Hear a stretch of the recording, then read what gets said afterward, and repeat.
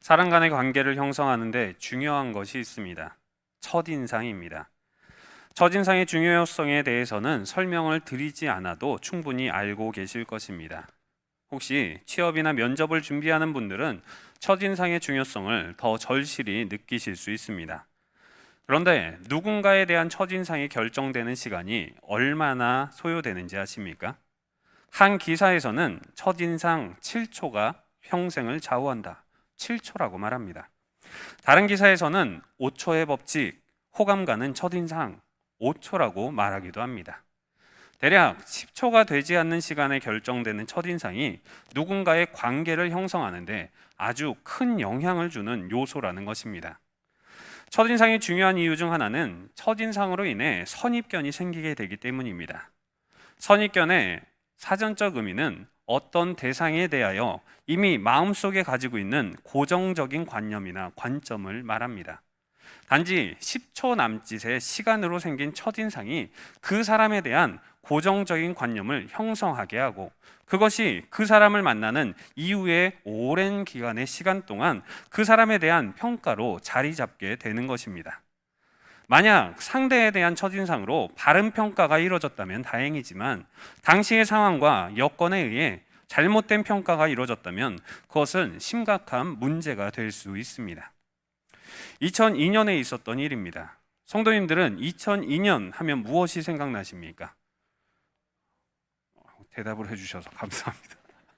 각자 떠오르는 중요한 사건들이 있으실 것입니다. 그 중에 공통적으로 떠오르는 사건은 월드컵 4강 신화가 아닐까 생각합니다. 붉은 악마와 붉은 티셔츠 곳곳에 모여 외치는 대한민국 하는 그 함성 소리가 기억에 남을 것입니다. 그런데 저는 한 가지 더 기억에 남는 것이 있습니다. 그것은 바퀴벌레입니다. 바퀴벌레가 생각나는 이유는 2002년에 제가 유치부를 담당할 때 있었던 사건 때문입니다. 유치부 아이들과 예배를 드리고 있을 때 한 아이가 있었습니다. 그 아이는 찬양을 할 때에도, 기도를 할 때에도, 특히 설교를 할 때 모든 질문에 바퀴벌레라고 대답하는 아이였습니다. 교육부서 선생님들은 아시겠지만 예배 중에 한 아이가 장난을 치기 시작하면 주변의 아이들도 그 장난에 동화되어 분위기가 잡히지 않게 됩니다. 아직 어렸던 저로서는 그 아이가 예배를 방해하는 가장 문제아라고 생각되어지고 보여졌습니다. 당시 교사들과도 논의하고 어떻게 저 아이의 행동을 교정할 수 있을지 고민도 많이 했습니다. 그러던 중에 그 아이의 가정 상황을 알게 되었습니다. 그 아이는 위로 누나가 셋이 있는 막둥이 아이였습니다. 부모님은 분식집을 운영하시며 4명의 자녀를 키우고 계셨습니다. 누나들과 나이 터울이 있던 아이의 나이가 5살쯤 되었으니까 누나들은 학교와 학원으로 또는 친구들과 시간을 보내고 이 아이만 분식집 한편에서 그림을 그리고 색칠을 하고 놀곤 했습니다. 그러던 중 분식집에서 아이가 바퀴벌레를 발견합니다. 그리고는 소리칩니다. 바퀴벌레! 그러니 부모님들은 하던 일을 멈추고 그 아이에게 달려옵니다. 음식점에 바퀴벌레가 나오면 큰일이기 때문에 그 소리와 함께 손님은 듣지 않도록 빨리 잽싸게 그 아이를 통제하기 위해 달려온 겁니다. 그런데 그 아이에게는 바퀴벌레라고 외쳤을 때 부모님이 달려오시는 모습, 자신에게 관심을 주는 모습이 기억에 남았습니다. 이 아이가 예배 시간에 바퀴벌레라고 외치는 이유는 자신이 관심을 받고 싶다라는 표현 방식이었습니다. 그리고 그 아이가 교회에 들어올 때 예배 시간에, 찬양 시간에 교사들이 관심을 주기 시작하자 바퀴벌레라는 말은 점점 줄어들게 되었습니다. 만약 이 아이의 상황을 우리가 알지 못했다면, 관심을 주지 못했다면 그 아이는 유치부 부서의 예배를 방해하는 아이로 첫인상과 같이 기억에 남게 되었을 겁니다. 이 아이에 대한 선입견이 변화하는 데는 많은 시간과 관심, 그리고 상황을 파악하기 위한 도움들이 필요했습니다. 이처럼 첫인상을 통해 각인된 이미지, 곧 한 번 생긴 선입견은 쉽게 변하지 않습니다. 그 변화를 위해서는 많은 시간이 소요되고 많은 만남의 기회와 주변의 도움이 필요하게 됩니다. 그런데 이런 첫인상, 선입견은 대인 관계에서만 일어나는 것은 아닙니다. 우리가 성경을 볼 때에도 본문에 대한 첫인상, 선입견이 그 의미를 변질시킬 때가 있습니다. 오늘 본문 칠병이어 사건에 대해 우리가 가진 생각은 예수님께서 행하시는 이적, 백성들을 먹이시는 이적으로서의 사건입니다. 예수님은 마가복음 6장에 오병이어 이적에 이어서 본문 8장에 칠병이어 이적을 행하십니다. 우리는 사복음서에 공통적으로 등장하는 오병이어 사건에 더 집중하며 마태복음과 마가복음에만 기록된 칠병이어 사건에는 소홀할 때가 있습니다. 교육부서의 교재도 보면 오병이어에 대해서는 다루고 있지만 칠병이어는 다루지 않는 교재가 더 많이 있습니다. 더욱이 오병이어 사건은 5,000명을 먹이고 12바구니가 꽉 차게 남았고, 칠병이어 사건은 4,000명을 먹이고 7광주리가 남았기 때문에 더 많은 사람을 먹이고 더 많은 바구니가 남은 오병이어 사건을 더 크게 인식하는 경향이 있습니다. 그러나 오늘은 본문에 좀 더 관심을 주고 기존에 가지고 있는 선입견이 아닌 본문의 배경과 맥락을 통해서 오늘 살펴보면서 우리 본문의 의미를 다시 한번 우리가 새로운 이미지로, 새로운 의미로 우리에게 담는 시간이 되었으면 좋겠습니다. 자, 오늘 본문에 앞서 오병이어 사건을 우리가 먼저 한번 살펴보겠습니다. 우리 마가복음 6장 35절과 36절 말씀입니다. 우리 한번 함께 읽겠습니다. 시작. 때가 저물어 가매 제자들이 예수께 나와 여짜오되, 36절입니다.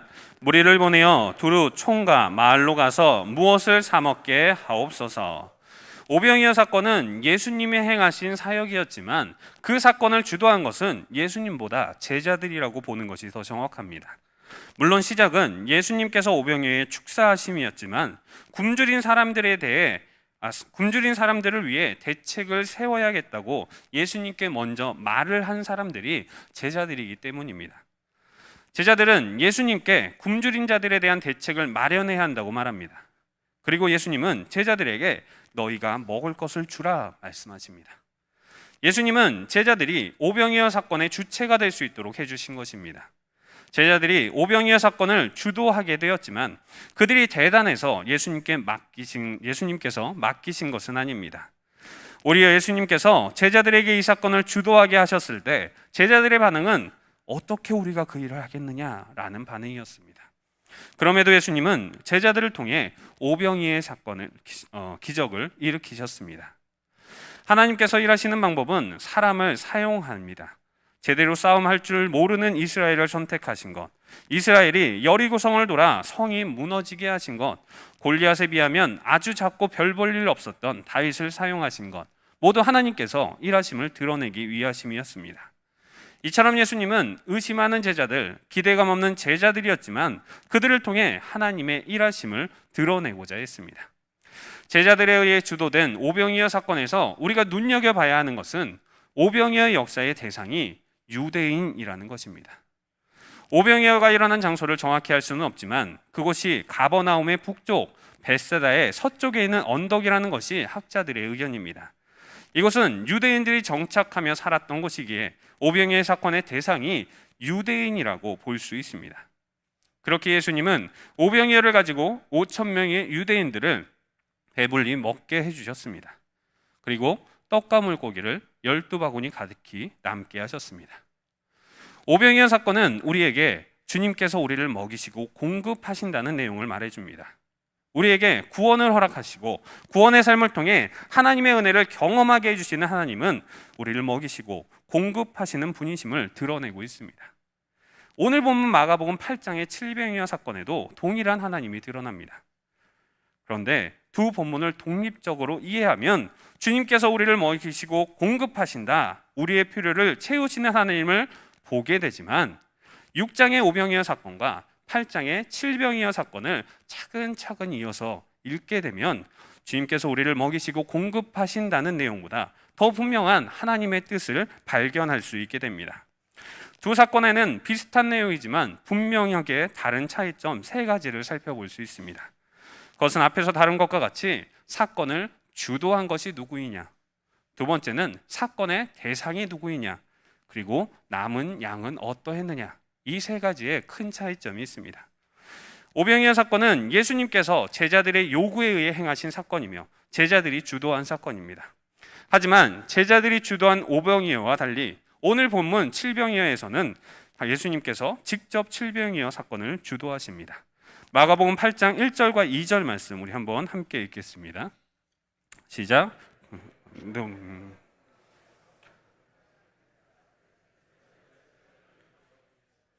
내가 무리를 불쌍히 여겨노라. 그들이 나와 함께 있은지 이미 사흘이 지났으나 먹을 것이 없도다. 2절까지 말씀입니다. 무리를 불쌍히 여기신 것도 무리에게 먹을 것을 줘야겠다고 문제를 가지신 분도 예수님이다라고 기록하고 있습니다. 이번 사건에서는 마치 제자들은 그림자와 같이 느껴지고 예수님이 모든 사건을 주도하고 계심을 알 수 있습니다. 또한 칠병이어는 유대인을 대상으로 했던 오병이어 사건과는 다릅니다. 마가복음 7장 31절 말씀 우리 한번 한 목소리 읽겠습니다. 시작. 예수께서 다시 두로 지방에서 나와 시돈을 지나고 데가볼리 지방을 통과하여 갈릴리 호수에 이르시매.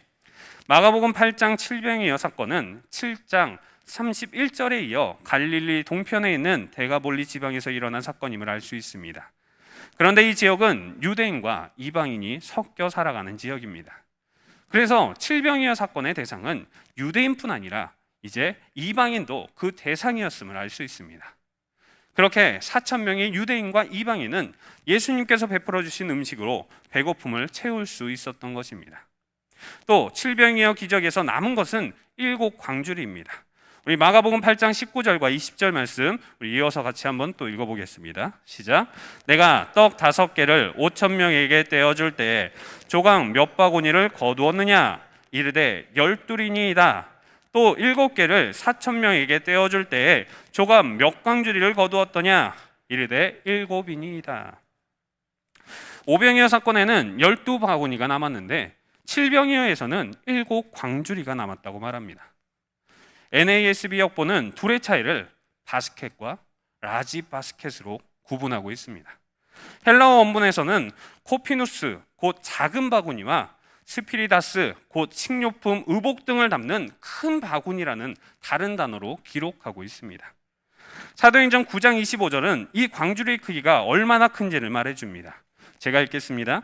그의 제자들이 밤에 사울을 광주리에 담아 성벽에서 달아 내리니라. 사울이 다메섹에서 전도하고 유대인의 핍박으로부터 피신할 때에 사람들은 사울을 광주리에 담아 성벽에 달아 내렸다 말씀합니다. 사람이 들어가서 내려올 수 있을 정도의 큰 것, 그것이 광주리라고 말합니다. 칠병이어의 7 광주리는 오병이어의 12바구니보다 더 많은 양의 음식이 남았음을 말씀해 주고 있는 것입니다. 우리는 일반적으로 오병이어 사건을 많이 이야기하고 중요하게 다루곤 합니다. 그러나 두 사건을 연속된 사건으로 보게 된다면 사건의 주도하심이 제자에게서 이제 예수님에게로, 공급의 대상이 유대인을 넘어 이방인까지 확장되었음을, 그리고 그 확장이 이전보다 더 풍성하다는 것을 알 수 있게 됩니다.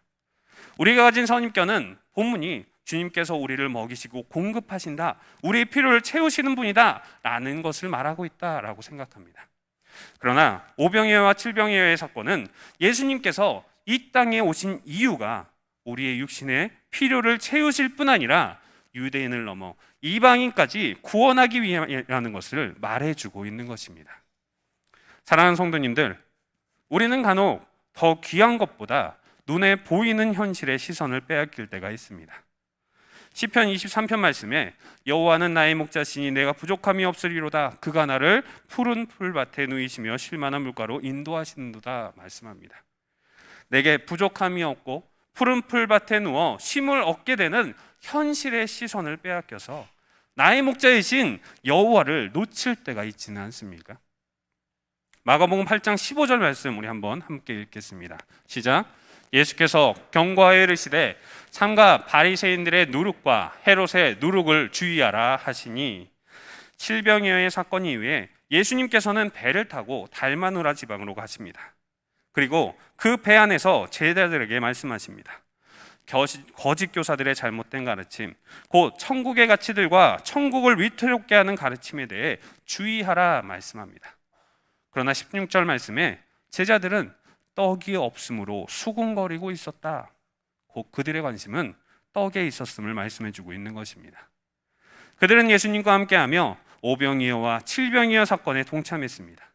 또 병을 고치고 죽은 자를 살리시는 능력을 목도하며 예수님이 하나님이심을 아는 자들이었습니다. 그러나 그들의 관심과 마음은 떡에 있었던 것입니다. 사랑하는 성도님들, 우리의 관심은, 우리의 마음은 어디에 있습니까? 나누어 주게 하시는 예수님께 시선이 있습니까? 아니면 나누어 주시는 떡에 시선이 있습니까?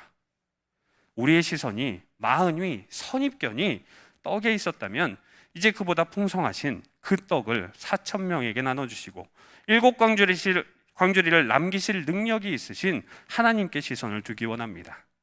이를 통해서 우리의 삶 가운데 행하시며 허락하신 은혜를, 구원을 통해 이미 베풀어 주신 사랑을, 지금도 역사하시는 하나님의 도우심을 고백하며 나아가는 우리 제일성도교회 모든 성도님들 되시기를 주님의 이름으로 축원합니다.